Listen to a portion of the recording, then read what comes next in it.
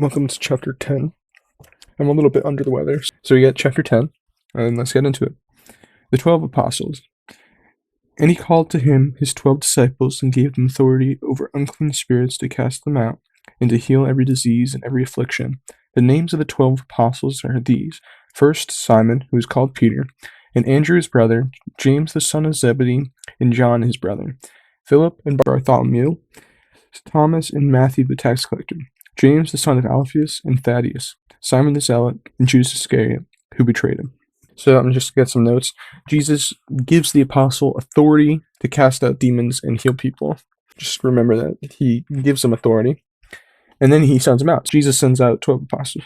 These 12 Jesus sent out, instructing to them, "Go nowhere among the Gentiles and enter no town of the Samaritans, but go rather to the lost sheep of the house of Israel, and proclaim as you go, saying, The kingdom of heaven is at hand. Heal the sick, raise the dead, and cleanse lepers. Cast out demons. You received without paying, give without pay. Acquire no gold or silver or copper for your belts, no bag for your journey, or 2 tunics, or sandals or staff, for the laborer deserves his food. In whatever the town or village you enter, find out who is worthy in it, and stay there until you depart. As you enter the house, greet it, and if the house is worthy, let your peace come upon it, and if it is not worthy, let your peace return to you. And if anyone who not received or listened to your words, shake off the dust from your feet, and you will leave the house or town. Truly I say to you, it will be more bearable on the day of judgment for the land of Sodom and Gomorrah than for that town. All right. So Jesus sends out the 12. He tells them to not go to the Gentiles or the Samaritans. And he says, stay within the house of Israel. And this is similar to in Matthew chapter 12, 22, I believe, when Jesus says, a house against itself, a kingdom that is against itself will not stand. Cleanse out the house of Israel and bring them closer to God, and then go out. So, all right. And he also tells them to not bring anything.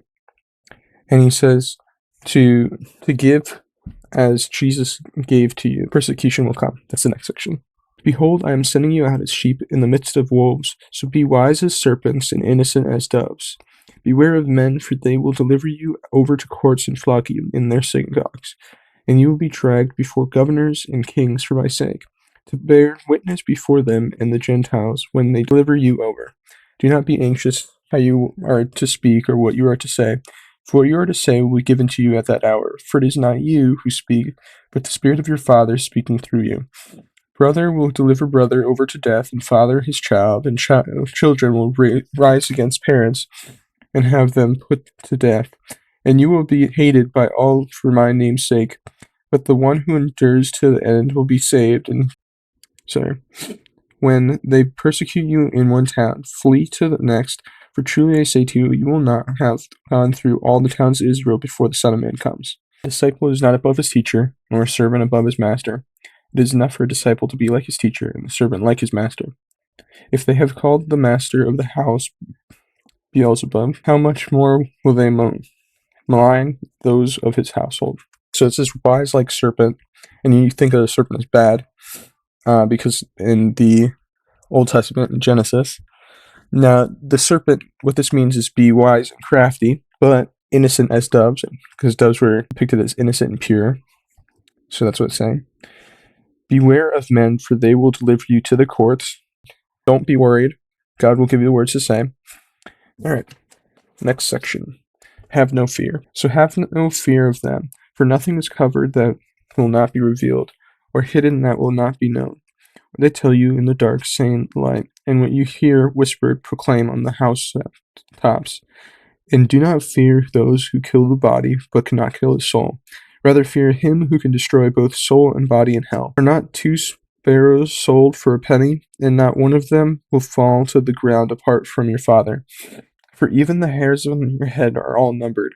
Fear not, therefore you are of more value than many sparrows.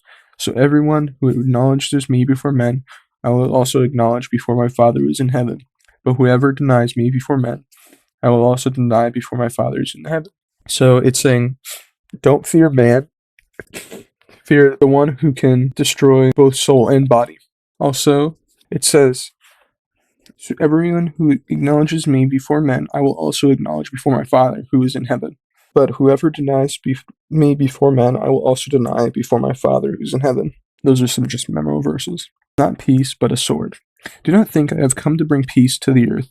I have not come to bring peace, but a sword. For I have come to set a man against his father, and daughter against her mother, and daughter-in-law against mother-in-law, and persons enemies who will be those of his own household. Whoever loves father or mother more than me is not worthy of me, and whoever loves son or daughter more than me is not worthy of me. And whoever does not take his cross and follow me is not worthy of me. And whoever finds life will lose it, and whoever loses life will find for my sake will find it. So don't put God first. Now this is before the crucifixion, so the only known, they believe Jesus is the Son of God. So that's all they know, and they know God the Father. Rewards. Whoever receives you receives me, and whoever receives me receives him who sent me. The one who receives a prophet because he is a prophet will receive a prophet's reward. And the one who receives a person because he is a righteous person will receive a righteous person's reward. And whoever gives one of these little ones even a cup of cold water because he is a disciple, truly I say to you, he will by no means lose his reward. So through you, people will receive me, and through me, people receive God. So we have to display godly character. And I'm just going to reread verse 40. Whoever receives you receives me, and whoever receives me will receive him who sent me. All right. Thank you all for watching. It's going to be a shorter one.